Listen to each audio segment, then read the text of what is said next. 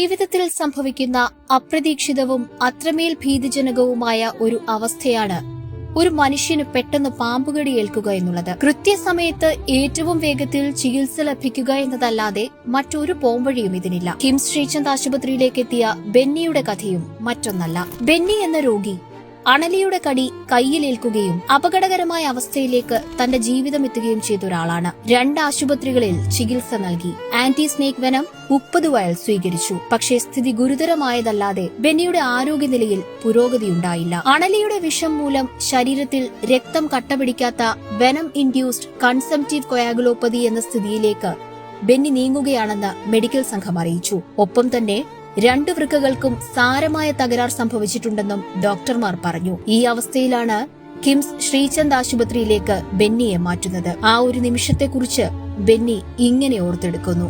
നിങ്ങളുടെ ആംബുലൻസ് കയറി കഴിഞ്ഞപ്പോൾ തന്നെ നമുക്കൊരു പ്രത്യേക ഒരു ഇതും. കിംസിലെത്തിയ ഉടൻ നെഫ്രോളജി ക്രിട്ടിക്കൽ കെയർ വിഭാഗങ്ങൾ മൾട്ടി ഡിസിപ്ലിനറി ടീം മീറ്റിംഗിൽ അവസ്ഥ വിലയിരുത്തി. സാധാരണ ഉപയോഗിക്കാത്ത ഒരു ആധുനിക ചികിത്സാ മാർഗം ഹീം അഡ്സോർപ്ഷൻ തെറപ്പി ആരംഭിച്ചു. ഒരു പ്രത്യേകതരം ഫിൽറ്റർ ഉപയോഗിച്ച് ശരീരത്തിലെ വിഷാംശം രക്തത്തിൽ നിന്ന് പുറത്തെടുക്കുന്ന ചികിത്സാ രീതിയാണിത്. 6 മണിക്കൂർ ഹീം അഡ്സോർപ്ഷൻ തെറപ്പി അടിയന്തരമായി ചെയ്തു. അതിനൊപ്പം തുടർച്ചയായ ഡയാലിസിസും പിന്തുടർന്നു.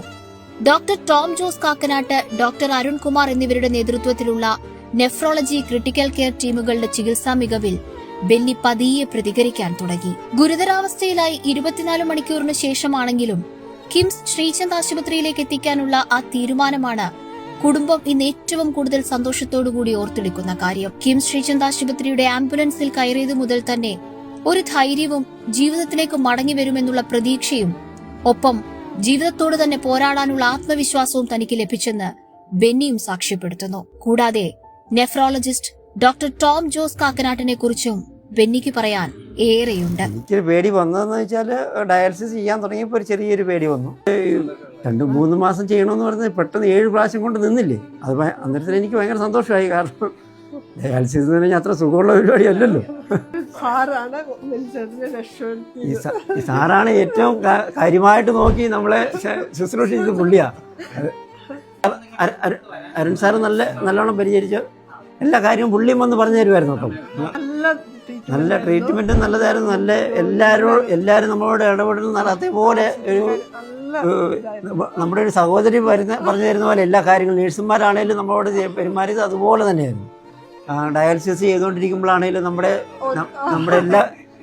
എല്ലാ കാര്യങ്ങളും നമ്മുടെ വീട്ടിലത്തെ എല്ലാ കാര്യങ്ങളും അവർ ചോദിക്കുമായിരുന്നു. അതിനുള്ള മറുപടിയൊക്കെ ആയിട്ട് ഞാൻ പറയുമായിരുന്നു. അവർക്ക് വലിയ ഇതായിരുന്നു. ഇതുമായിട്ട് ബന്ധപ്പെട്ട് എന്ത് സംഭവിച്ചാലും ടോം സാറിൻ്റെ അടുത്ത് നമ്മൾ പറഞ്ഞു.